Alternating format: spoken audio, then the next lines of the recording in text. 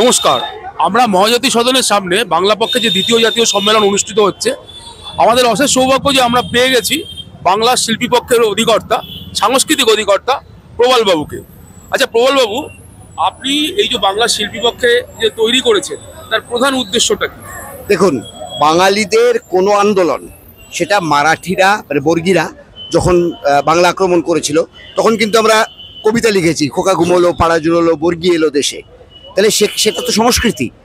পরবর্তী সময়ে আমরা দেখেছি যে যখন ব্রিটিশ বিরোধী আন্দোলন হচ্ছে, স্বাধীনতা আন্দোলন হচ্ছে, তখন অজস্র মানুষ কবিতা লিখছেন, গান লিখছেন, তারা নাটক করছেন ইত্যাদি ইত্যাদি। এবং একটা জিনিস গর্বের সঙ্গে সবাইকে জানাতে চাই, অনেকেই জানেন, যারা জানেন না তাদের জন্য, ভারতে প্রথম কবিতা লিখে জেলে যাওয়া মানুষের নাম কাজী নজরুল ইসলাম। কাজেই বাঙালিদের যে কোনো আন্দোলনের সঙ্গে সংস্কৃতি ওতপ্রোতভাবে জড়িত। সংস্কৃতি বাদ দিয়ে বাঙালিদের আন্দোলন আর্ধেক হয়ে যায়। সেই জায়গা থেকে আমার মনে হয়েছে যে বাঙালিদের সংস্কৃতি, বাংলার ভূমিপুত্রদের সংস্কৃতি যেভাবে বিপন্ন, যেভাবে আক্রান্ত বহিরাগতদের দ্বারা, সেখানে আমরা যদি এই সাংস্কৃতিক ফ্রন্টে লড়াইটা না করি তাহলে কিন্তু আমরা অনেকটাই পেছিয়ে থাকবো। আচ্ছা, আপনাদের দেখা যায় যে আপনারা রাজবংশী যে সমাজ আছে তাদের সাথে যে বাঙালি সমাজ, তাদেরও একটা মেলবন্ধন ঘটাতে চেয়েছেন শিল্পর মাধ্যমে বা সংস্কৃতির মাধ্যমে। এটা কি করে মানে অসাধ্য সাধন করলেন কি করে? না, আসলে অসাধ্য সাধন নয়, সবাই তো মানুষ, তাদেরকে কিছু জিনিস ভুল বোঝানো হয়েছিল, আবার কিছু অর্ধসত্য কিছু সত্য এটাও আছে। বাঙালিদেরও কিছু ভুল বোঝানো হয়েছে, তাদের ক্ষেত্রেও কিছু অর্ধসত্য কিছু সত্য তাদের মগজে ঢোকানো হয়েছে। সেই জায়গাটাকে যদি কাটিয়ে ওঠা যায় তাহলেই কিন্তু এই মেলবন্ধনটা সম্ভব। আমরা যখন তাদের কাছে গেছি তখন কিন্তু আমরা তাদের সঙ্গে সরাসরি কথা বলেছি, এবং বাঙালি হিসেবে, আমরা তো বাঙালি, তারা রাজবংশী, আমরা যে তাদেরকে মানে পকেটস্থ করতে চাইছি না বা উদরস্থ করতে চাইছি না, এই জায়গাটা তাদের কাছে পরিষ্কার করেছি যে আপনারা রাজবংশী, আপনারা রাজবংশী, আমরা বাঙালি, আমরা বাঙালি, কিন্তু আমরা একই ভূমির ভাই। এই জায়গাটাতে আসুন।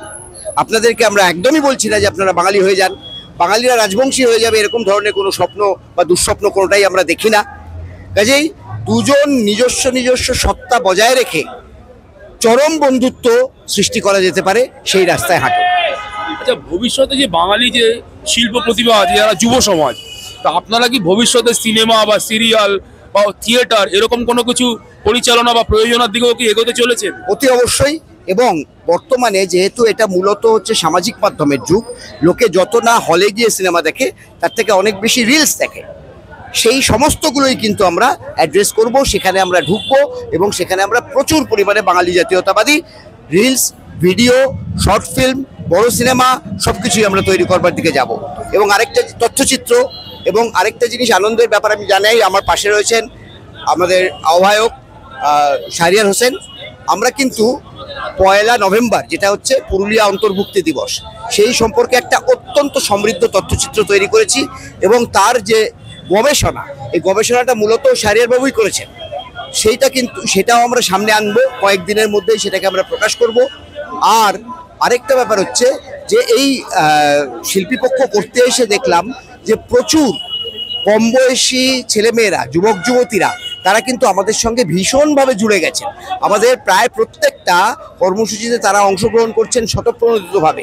এমনকি এমনও হয়েছে যে তারা নিজেদের পকেটের পয়সা খরচা করে আমাদের সঙ্গে এসছেন। কাজেই সংস্কৃতি বলতে যারা মনে করেন যে বয়স্ক লোকেদের কারবার, সংস্কৃতি বলতে যারা মনে করেন যে মুখে একটা গরম রসগোল্লা ঠুসে দিয়ে কেন প্রাণ সখা বলে গান করা, সংস্কৃতি বলতে যারা মনে করেন যে বাল্ব খোলা আর বাল্ব লাগানো নাচ, তাদের মুখের ওপরে জবাব দেওয়ার মতন পরিস্থিতিতে আমরা এসে গেছি।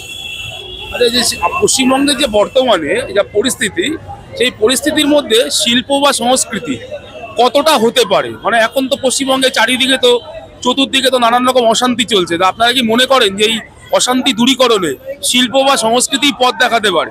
অবশ্যই দেখাতে পারে।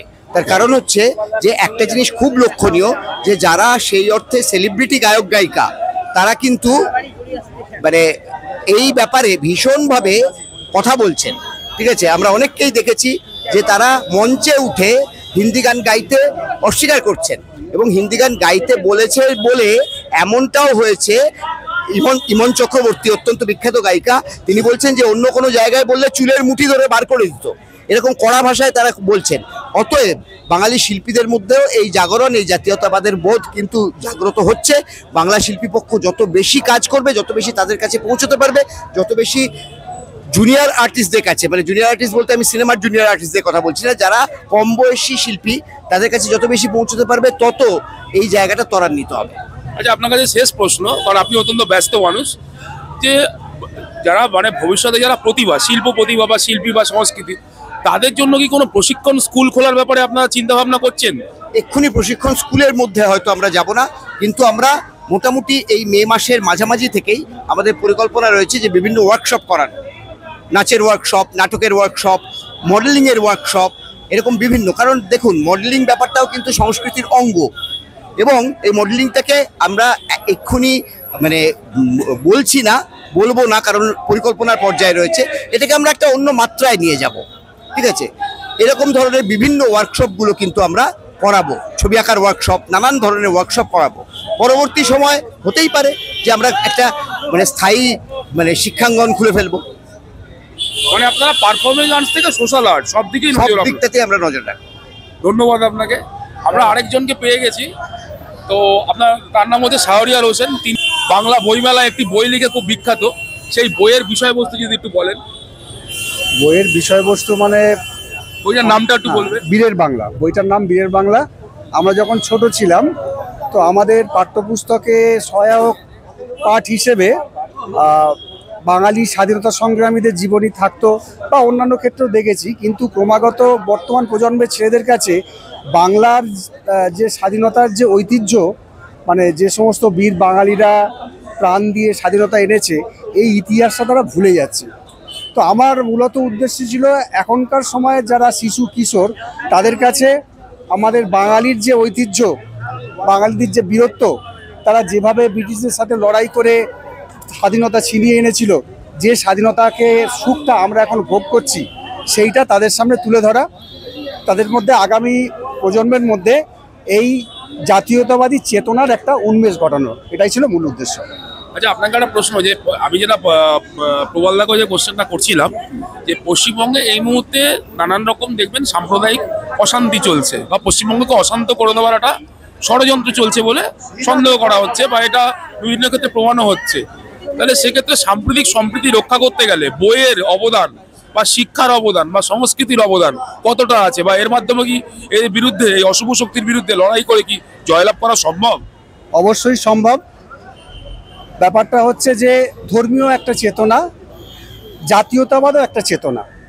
তো আমাদের যেটা হয়, ছোটবেলা থেকে ধর্মীয় চেতনায় উদ্বুদ্ধ করা হচ্ছে বিভিন্ন মাধ্যম থেকে, পরবর্তীকালে বিপদগামীও করা হচ্ছে, কিন্তু জাতীয়তাবাদী চেতনায় ছাত্রছাত্রীদের বা অল্প বয়স থেকে তাদেরকে উদ্বুদ্ধ করা, সেই প্রচেষ্টাটা কিন্তু হচ্ছে না।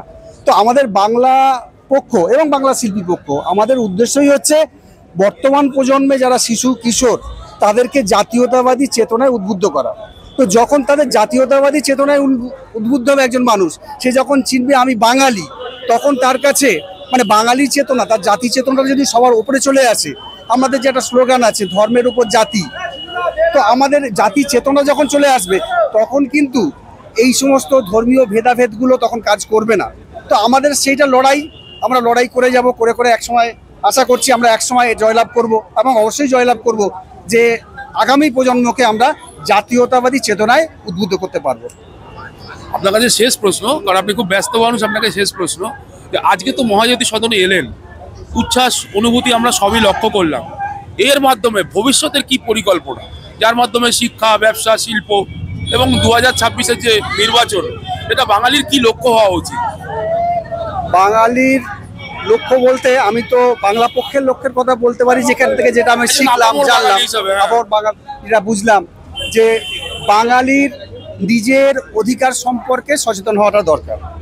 দীর্ঘদিন ধরে বাঙালির যে জাতীয় চেতনা, তাকে গুলিয়ে দেওয়া হয়েছে, হিন্দি সাম্রাজ্যবাদ এসে গুলিয়ে দিয়েছে। আমাদের যেটা দরকার সেটা হচ্ছে আগামী প্রজন্মের, মানে আগামী যে ভোটটা হতে চলেছে, সেই ভোটের সময় বাঙালির অধিকার, বাঙালির যে দাবি, যেমন আমাদের দাবি আছে 90% ভূমিপুত্রের জন্য সংরক্ষণ, বা যিনি ভোটে দাঁড়াচ্ছেন তিনি বাঙালির জন্য কি করবেন, এই ব্যাপারগুলোয় বাঙালিকে, সাধারণ বাঙালি, আমি নিজে এবং আমার আশেপাশে যারা আছেন তাদের সবাইকে এই বিষয়ে সচেতন করা, তারা যেন যে কোনো রাজনৈতিক দলের কাছে গিয়ে এটা বলে যে আপনি বাঙালির জন্য কি করছেন, হ্যাঁ, আপনি যে ভোটে দাঁড়াচ্ছেন আপনি বাঙালির জন্য কি করছেন, এই প্রশ্নটা, এই কথাগুলো সাধারণ মানুষের মধ্যে ছড়িয়ে দেওয়া, এটাই আমাদের মানে আমাদের সংগঠনের দিক থেকে এটাই আমাদের উদ্দেশ্য। ধন্যবাদ আপনাকে, অসংখ্য ধন্যবাদ, ভালো থাকবেন।